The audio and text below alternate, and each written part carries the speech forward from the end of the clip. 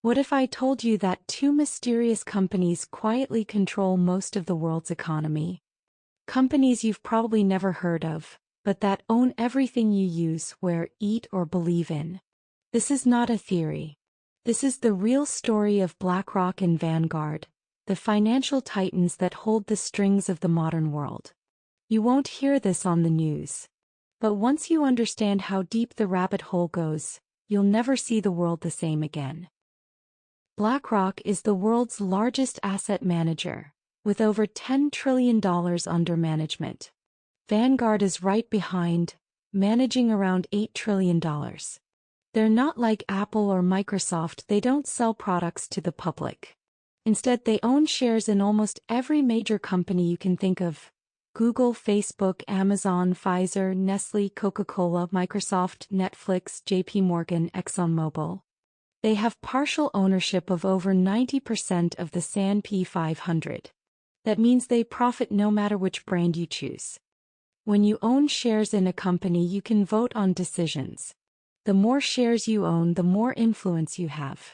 BlackRock and Vanguard hold controlling stakes in thousands of companies. That means they influence what gets produced, how it's priced, who runs the company, everything. BlackRock also develops Aladdin, an AI-based system that monitors over $21 trillion in global assets. It's like a god of finance, silently watching and guiding the flow of money worldwide. Some even call BlackRock the fourth branch of government. Here's where things get really strange. Vanguard is one of the top shareholders in BlackRock. And BlackRock owns parts of Vanguard through institutional funds. It's a closed loop of power. And because Vanguard is a private company, we don't even know who really owns it. Some researchers believe it's a small group of elite families, old banking dynasties, or even shadow governments. It's the ultimate question. Who watches the watchers? Is governments. During the 2008 financial crisis, the U.S. government hired BlackRock to manage toxic assets. During COVID, they helped the Federal Reserve pump money into corporations. In Europe, BlackRock works with central banks and the European Commission. So imagine this: a private company that tells both governments and corporations what to do while owning pieces of all of them. That's not capitalism. That's technocratic control on a global level. Every time you buy a product, watch a show, or read the news, you're feeding the same empire. You think you're choosing between Pepsi or Coke, Nike or Adidas, CNN or Fox News. But the money all flows to the same place. This is manufactured freedom, an illusion of choice in a world run by investment giants. And as these companies gain power, the gap between rich and poor grows wider, and democracy starts to look more like corporate theater. Some believe this concentration of power is no accident. Think about it. In a world where two private firms control the flow of money, the distribution of food, the information we receive, and even government policy, how free are we really? Total domination through choice illusion. The scariest part? You still believe you have a choice. Pepsi or Coca-Cola? Netflix or Disney Plus? Apple or Android? Doesn't matter. BlackRock and Vanguard profit from both sides. That's not capitalism. That's engineered control. It's a system where every path leads to the same place, and that place is owned by them. Control beyond business, but this goes far beyond products. BlackRock is deeply involved in climate policy, digital currency infrastructure, and even housing markets. They buy up entire neighborhoods, turning homeowners into renters. They push for central bank digital currencies, a form of money that can be tracked and controlled. Imagine waking up one day and discovering your digital wallet is restricted because of your carbon footprint or your political opinions. The influence over governments. These firms are not just economic giants, they are political actors. Their executives meet with presidents, central bankers, and world leaders. They advise institutions like the World Economic Forum, the IMF, and the United Nations. They aren't elected. They're not accountable. But they shape the future from behind closed doors. If you control the flow of money, You control everything, remember this. You don't need to control people directly. If you control the flow of capital, the flow of information, and the rules of the system, that's how you build a silent empire. An empire that doesn't need to declare war because it already owns the battlefield. So what is the endgame? Is it just profit? Or is it something bigger?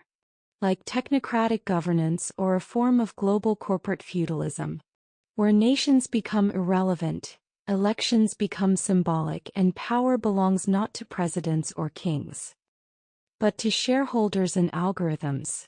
Final reflection: maybe the real danger isn't BlackRock or Vanguard themselves, but the fact that we allowed the world to become this centralized in the first place.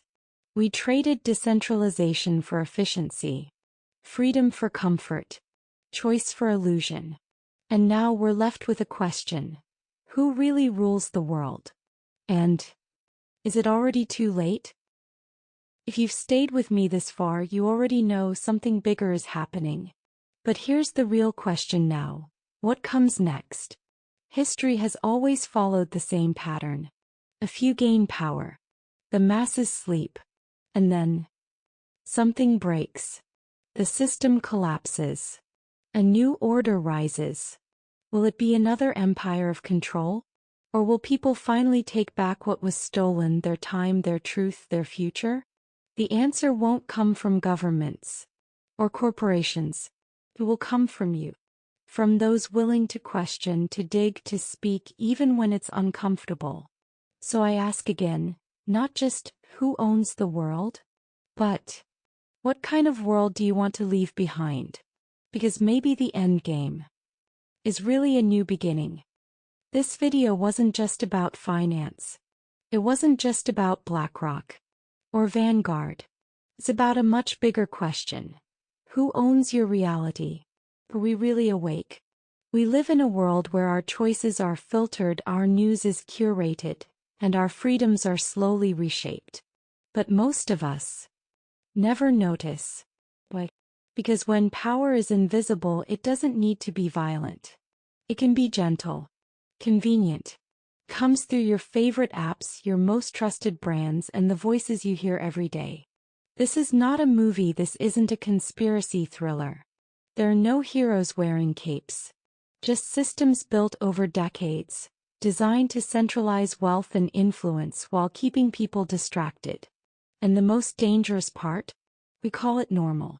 But there's hope if you see it. If you've made it this far in the video, you're not like most people.